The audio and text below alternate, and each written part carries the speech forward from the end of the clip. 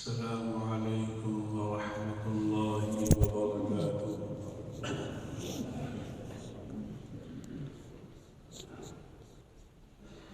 نحمده ونصلي على رسوله الكريم. أما بعد، أعوذ بالله من الشيطان الرجيم. بسم الله الرحمن الرحيم. يا أيها الذين آمنوا كتب عليكم الصيام كما كتب على الذين من قبلكم لعلكم تتقون أياما معدودات.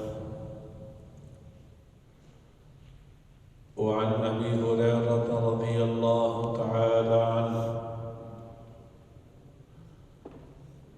قال قال رسول الله صلى الله عليه وسلم: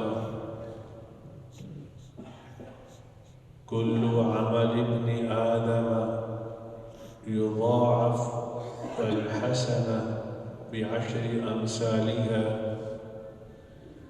إلى 700 ضعف. قال الله تعالى: إلا الصوم فإنه لي وأنا أجزي به، أو كما قال عليه الصلاة والسلام.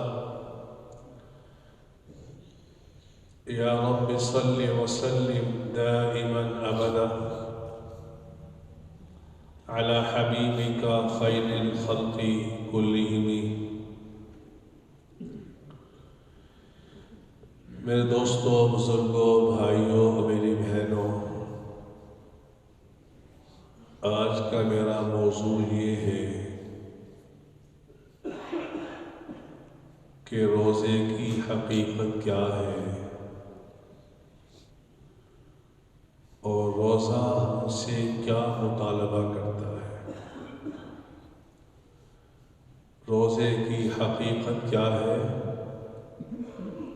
اور روزہ ہم سے کن چیزوں کا مطالبہ کرتا ہے۔ روزہ اصل میں کہتے ہیں لغتاً الامساک، ایک لمحے کے لیے رک جانا، چاہے کھانے پینے سے رک جائے یا بولنے سے رک جائے، اس کو کہتے ہیں امساک کا لغوی معنی۔ جیسے کہ حضرت مریم نے کہا تھا: انی نذرت للرحمن صوما، انی نذرت للرحمن صوما، میں نے اللہ کے لیے نظر مانی ہے روزے کی، فلن اکلم اليوم انسیا، میں کسی سے بات نہیں کروں گی۔ یہ روزے کا لغوی معنی ہے۔ اصطلاحی معنی روزہ کسے کہتے ہیں؟ صبح صادق سے لے کر غروب آفتاب تک نہ کھانا، نہ پینا اور نہ حقوق زوجیت ادا کرنا، ان تینوں کاموں سے رکنے کا نام ہے روزہ۔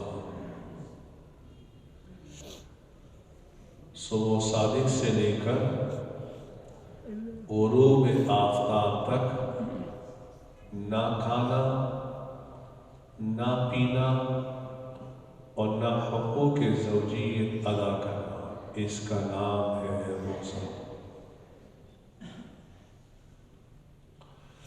اور یہ روزہ صرف اس امت کی خصوصیات میں سے نہیں ہے،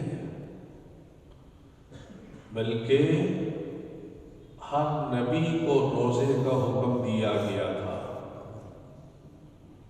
اور یہ پتہ کس سے چلا؟ کما کتب علی الذین من قبلکم، تم سے پہلے لوگوں پر بھی روزہ فرض کیا گیا، لیکن اس کی تعداد کتنی تھی؟ ان کے اوقات کون سے تھے وہ مختلف ہو سکتے ہیں، لیکن ہر نبی نے اپنی امت کو روزے کا حکم دیا ہے۔ میرے بھائیوں، رسول اکرم صلی اللہ علیہ وآلہ وسلم نے ارشاد فرمایا کہ اللہ ہر عمل کا اجر 10 گنا دیتے ہیں۔ من جاء بالحسنة فله 10 امثالها، ایک عمل کا اجر 10 گنا بڑھا دیا جاتا ہے۔ اور رسول اکرم صلی اللہ علیہ وآلہ وسلم نے فرمایا یہ 10 گنا سے لے کر 700 گنا تک بڑھا دیا جاتا ہے، 700 گنا تک۔ لیکن حضور نے فرمایا صلی اللہ علیہ وآلہ وسلم نے الا الصوم، مگر روزہ ایسا نہیں ہے، یعنی اس کا اجر 700 گنا نہیں بلکہ بہت زیادہ بڑھا دیا جاتا ہے۔ کتنا بڑھا دیا جاتا ہے یہ اللہ کو پتہ ہے کہ وہ کتنا بڑھاتا ہے۔ واللہ یضاعف لمن یشاء۔ وجہ اس کی یہ ہے کہ اللہ رب العالمین فرماتے ہیں، حدیث میں ہے کہ آپ نے فرمایا الصوم لی، اس نے روزہ میرے لیے رکھا ہے، وَأَنَا أَجْزِي بِهِ، اور میں اس کو اس کا بدلہ دوں گا۔ دنیا کے ہر کام میں دکھلاوا ہو سکتا ہے، ریاکاری ہو سکتی ہے، لیکن روزہ ایک ایسا عمل ہے جس میں دکھلاوا اور ریاکاری نہیں ہو سکتی۔ یہی وجہ ہے رسول اکرم صلی اللہ علیہ وآلہ وسلم نے فرمایا قیامت والے دن اللہ بندوں کو ان کے اعمال کا بدلہ دلوانے کے فرشتوں کے ذریعے سے، نماز کا بدلہ فلاں فرشتے کے ذریعے، زکوٰۃ کا بھی فرشتوں کے ذریعے سے، لیکن جب روزے کی باری آئے گی اللہ فرمائیں گے فرشتوں تم ہٹ جاؤ، تم ہٹ جاؤ، اس نے روزہ میرے لیے رکھا تھا، میں اس کو خود بدلا دوں گا۔ یہ ہے روزہ۔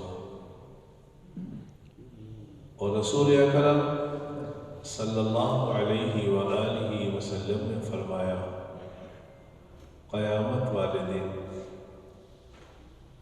اللہ کی بارگاہ میں ایک شخص حاضر ہوگا، اتنی نیکیاں اس کے پاس ہوں گی جس کی وجہ سے جنت واجب ہو چکی ہوگی،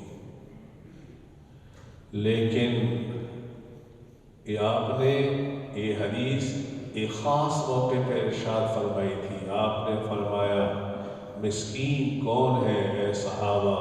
صحابہ نے عرض کیا یا رسول اللہ صلی اللہ علیہ وسلم جس کے پاس کھانے پینے کے لیے کچھ نہ ہو۔ پر نہیں، مسکین قیامت والے دن وہ شخص ہوگا جو اتنی نیکیاں لے کے آئے گا جس کی وجہ سے اس پر جنت واجب ہو چکی ہوگی، لیکن اس نے لوگوں کے حقوق دینے ہوں گے،